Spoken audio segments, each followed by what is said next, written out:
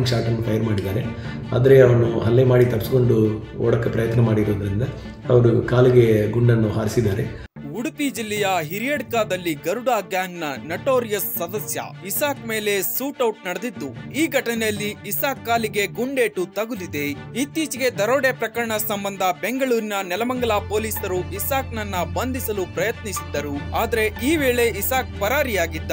ಮಣಿಪಾಲ್ ಪೊಲೀಸರು ಇಸಾಕ್ನನ್ನ ಬೆನ್ನತ್ತಿ ಹಾಸನ ಜಿಲ್ಲೆಯಲ್ಲಿ ಇಸಾಕ್ ಸಹಿತ 3 ಆರೋಪಿಗಳನ್ನ ವಶಕ್ಕೆ ಪಡೆದಿದ್ದರು. ಅವರನ್ನ ಉಡುಪಿಗೆ ಕರೆತರುವಾಗ ಮೂತ್ರ ಮಾಡುತ್ತೇನೆಂದು ನೆಪವೊಡ್ಡಿ ಪರಾರಿಯಾಗಲು ಇಸಾಕ್ ಯತ್ನಿಸಿದಾಗ ಪೊಲೀಸರು ಶೂಟೌಟ್ ನಡೆಸಿ ಆತನ ಕಾಲಿಗೆ ಗುಂಡೇಟು ಹಾರಿಸಿದ್ದಾರೆ. ಈ ಘಟನೆಯಲ್ಲಿ 3 ಪೊಲೀಸ್ ಸಿಬ್ಬಂದಿಗೆ ಗಾಯಗೊಂಡಿದ್ದು, ಮಣಿಪಾಲ್ ಇನ್ಸ್ಪೆಕ್ಟರ್ ದೇವರಾಜ್, ಹಿರಿಯಡ್ಕ ಎಸ್ಐ ಮಂಜುನಾಥ್ ಮತ್ತು ಉಡುಪಿ ನಗರ ಠಾಣಾ ಸಿಬ್ಬಂದಿ ಹೇಮಂತ್ ಗಾಯಗೊಂಡಿದ್ದಾರೆ. ಗಾಯಾಳು ಇಸಾಕ್ ಮತ್ತು ಗಾಯಗೊಂಡ ಪೊಲೀಸರನ್ನ ಮಣಿಪಾಲ್ ಕೆಎಂಸಿ ಆಸ್ಪತ್ರೆಗೆ ದಾಖಲಿಸಲಾಗಿದೆ. ಕುಂಚಿಬೆಟ್ಟು ಗ್ಯಾಂಗ್ ವಾರ್ ಸೇರಿದಂತೆ ಹಲವು ಗಂಭೀರ ಪ್ರಕರಣದಲ್ಲಿ ಇಸಾಕ್ ಪೊಲೀಸರಿಗೆ ಬೇಕಾಗಿದ್ದನೆಂದು ತಿಳಿದು ಬಂದಿದೆ.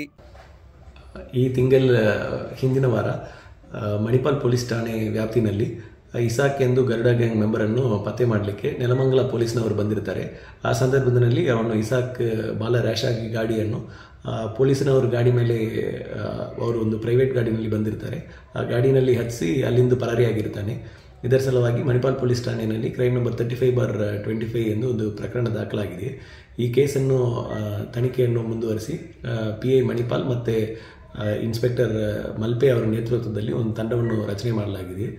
ಅವರು ಹಲವು ಆಯಾಮಗಳಲ್ಲಿ ಇಷ್ಟು ದಿವಸ ವೆರಿಫೈ ಮಾಡಿ ಇವತ್ತಿನ ದಿವಸ ಹಾಸನ ಜಿಲ್ಲೆ ಚಂದ್ರಾಯಪಟ್ಟಣ ತಾಲೂಕಿನಲ್ಲಿ ಇಸಾಕು ಮತ್ತು ಅವನ ಜೊತೆ ಇರುವ 3 ಸಹಚರರನ್ನು ಅರೆಸ್ಟ್ ಮಾಡಿದ್ದಾರೆ.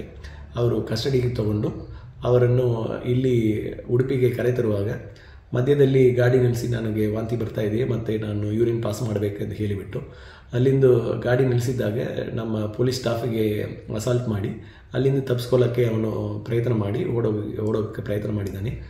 ಸಂದರ್ಭದಲ್ಲಿ ಅವರು ಮಣಿಪಾಲ್ ಪೊಲೀಸ್ ಇನ್ಸ್ಪೆಕ್ಟ್ರು ಎಚ್ಚರಿಕೆ ಕೊಟ್ಟು ಅವರು ವಾರ್ನಿಂಗ್ ಶಾಟನ್ನು ಫೈರ್ ಮಾಡಿದ್ದಾರೆ. ಆದರೆ ಅವನು ಹಲ್ಲೆ ಮಾಡಿ ತಪ್ಪಿಸ್ಕೊಂಡು ಓಡೋಕ್ಕೆ ಪ್ರಯತ್ನ ಮಾಡಿರೋದ್ರಿಂದ ಅವರು ಕಾಲಿಗೆ ಗುಂಡನ್ನು ಹಾರಿಸಿದ್ದಾರೆ.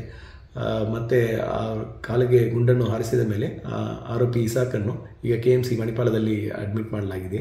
ಅದೇ ಥರ ಗಾಯಗೊಂಡ ನಮ್ಮ 3 ಅಧಿಕಾರಿ ಸಿಬ್ಬಂದಿಗಳನ್ನು ಈಗ ನಾವು KMC ಮಣಿಪಾಲ್ನಲ್ಲಿ ಟ್ರೀಟ್ಮೆಂಟ್ ತಗೊಳ್ತಾ ಇದ್ದಾರೆ. ಈಗ ಉಳಿದ ಆರೋಪಿಗಳನ್ನು ನಮ್ಮ ವಶದಲ್ಲಿ ಇಟ್ಕೊಂಡಿದ್ದೀವಿ.